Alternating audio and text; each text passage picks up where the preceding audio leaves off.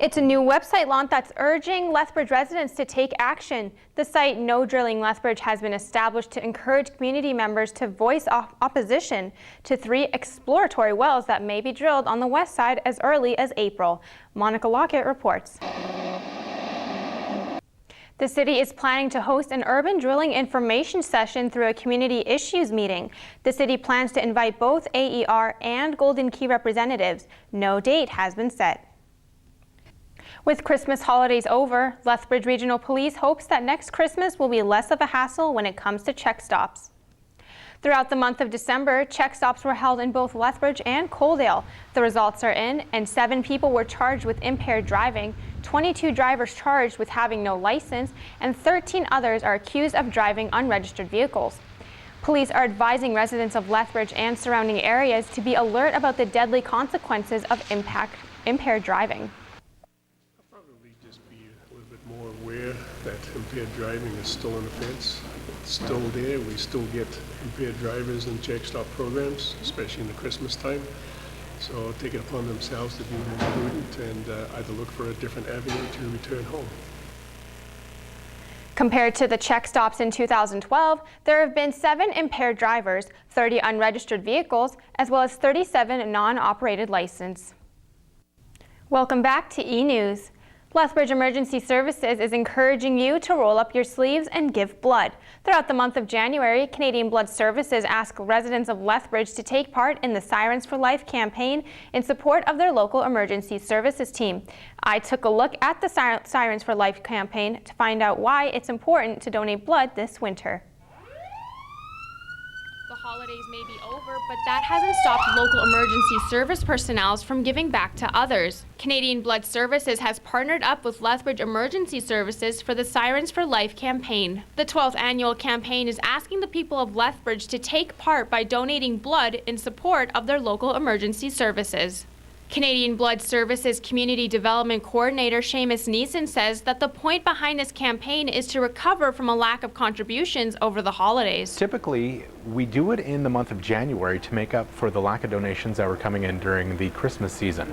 The need for blood did take a bit of a rise, not to the dramatic numbers that people would start freaking out about. To meet the need of hospital patients across Alberta, Canadian Blood Services estimate that they'll have to collect blood from 12,000 Albertans. The process of donating blood is harmless and can help hospital patients across Alberta who are in need of blood. Lethbridge Regional Police Staff Sergeant Ian Sanderson says that with local emergency services being a part of the campaign, it makes the experience more exciting. But at this time, the Canadian Blood Services revamped the program a little bit, and we're all just collectively doing it together, which is wonderful. And the idea is for the month of January that we all just roll up a sleeve and give a pint of blood. According to Canadian Blood Services, it can take up to 5 donors a week to treat someone with cancer, up to 5 donors to save someone who needs cardiovascular surgery, and up to 50 donors to treat a car accident victim. Blood donations are used for everything from emergency medicine such as auto collisions to scheduled surgeries as well as for cancer treatments. To make an appointment, visit blood.ca or call 1-888 to donate. Citizen science is a phrase often used when describing scientific research conducted by amateur scientists.